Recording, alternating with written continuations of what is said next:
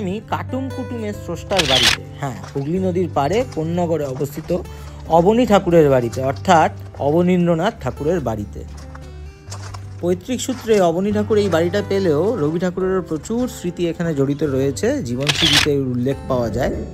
বহুকাল অবহেলিতভাবে পড়ে থাকলেও এই প্রপার্টিটা পরবর্তীতে পশ্চিমবঙ্গ সরকার হেরিটেজ উপাধি দেয় এবং পর্যটন দপ্তরের সহায়তায় এটি সংগ্রহশালায় রূপান্তরিত হয়েছে। এখন একে হেরিটেজ প্রপার্টি, তাই আবার ঠাকুর পরিবারের ইতিহাস, এখানে আসলে আপনি নস্টালজিয়ায় ভুগতে বাধ্য। জায়গাটায় আসলে হেরিটেজ প্রপার্টির থেকে ঊর্ধ্বে এটা যেন অনেক সময়ের ছাপ রেখে যায়, একটা জলজান্ত সময়ের দলিল। জায়গাটা কিরকম লাগে? জায়গাটা একটা খুব সুদিং একটা জায়গা, খুব পিসফুল একটা জায়গা। পিসফুল মানে একবেলার জন্য এসে ঘোরার জন্য খুব শান্তি, একদম মানে ছোট একটা শান্তিনিকেতন ভাইব দেবে এটা। অবনীন্দ্রনাথ ঠাকুরের বাড়িতে আসলি, অবনীন্দ্রনাথ ঠাকুর বিখ্যাত কিসের জন্য? ছবি আঁকার জন্য। তাই? আর এছাড়াও তিনি অনেক গল্প টল্প লিখেছিলেন, গল্প কবিতা এবং নাটক ফাটক করতেন। আর তিনি হচ্ছে বিখ্যাত বিশেষ করে হচ্ছে ছবি আঁকার জন্য। আমি ছোটবেলায় যখন ছবি আঁকা শিখতাম তখনও ওনার মানে বিশিষ্ট যে শিল্পী বা চিত্রকর তাদের নামে কিন্তু উল্লেখযোগ্য নাম ছিল অবনীন্দ্রনাথ ঠাকুর। কলকাতা আর্ট কলেজের ফার্স্ট অ্যাসিস্ট্যান্ট প্রফেসর হিসাবে কোনো ভারতীয় যিনি নিযুক্ত হন সেটা হচ্ছে অবনীন্দ্রনাথ। রবীন্দ্রনাথের কে হতেন? আত্মীয়পুত্র। আর এই বাড়িটাতে বসে ওই কুড়ে ঘর প্রথম আঁকা শেখে, সেটাও অবনীন্দ্রনাথের লেখাতেও এটা উঠে আসে যে আমাদের বাগান বাড়ি, কোন্নগরের বাগান বাড়িতে বসে আমি প্রথম কুড়ে ঘর আঁকা শিখি।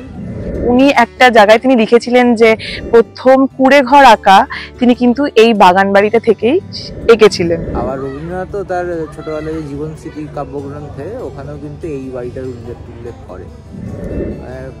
সেই যুগের মানে খুব রিচ পিপল, এত বড় জমিদারি। কিন্তু উনি কিন্তু এটা বানাননি, এটা বানিয়েছিলেন হচ্ছে গুণেন্দ্রনাথ ঠাকুর।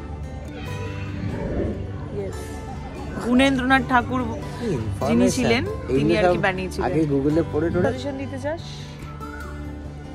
আসবার আগে অবনীন্দ্রনাথ সম্বন্ধে একটু পড়ে নেবেন, ভালো লাগে। তুই পড়েছিলিস? ঠিক আছে, আশা করছি ভিডিওটা ভালো লাগবে। ঠাকুর পরিবার না জানলে বা বাড়ির ছোটদেরকে নিয়েও আসতে পারেন, ঠাকুর পরিবার না জানলে এবং এই ধরনের জায়গা না ঘুরলে হয়তো বাঙালি হয়ে উঠতে পারবেন। এখন অনেক বেশি ইংলিশ মিডিয়ামের প্রতি ঝোঁক, তো এই বাচ্চাদেরকে ইংলিশ মিডিয়ামে পড়াবো, অনেক বেশি টলস্টয় শিখছে ছেলেরা, ছোটরা।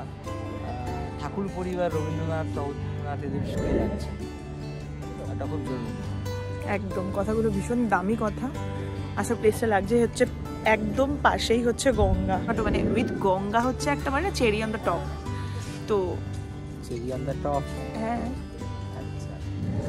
আচ্ছা, আর একটা জরুরি ইনফরমেশন যেটা দেওয়ার কথা, এবার এইখানে আসলে কবে কবে আসবেন? সেটা সোম থেকে রবি রোজ দিনই কিন্তু খোলা থাকে কোন্নগরে।